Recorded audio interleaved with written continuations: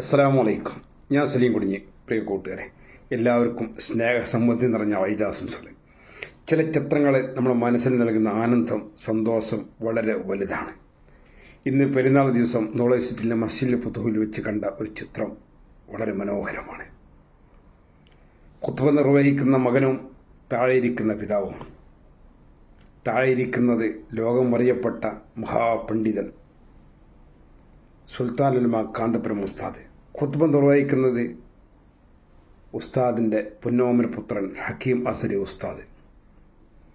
തൻ്റെ വഴിയിലൂടെ പണ്ഡിതനാക്കി വളർത്തിയ തൻ്റെ മകൻ ഖുത്ബ നിർവഹിക്കുകയും അത് കേട്ടുകൊണ്ട് തായിരിക്കുന്നത് പിതാവാകുന്ന സുൽത്താനുൽ ഉലമ കാന്തപുരം ഉസ്താദ്. എത്ര മനോഹരമാണ് ആ രംഗം അല്ലേ! എത്ര സന്തോഷമാണ് ആ ചിത്രം നമ്മുടെ മനസ്സിന് നൽകുന്നത്.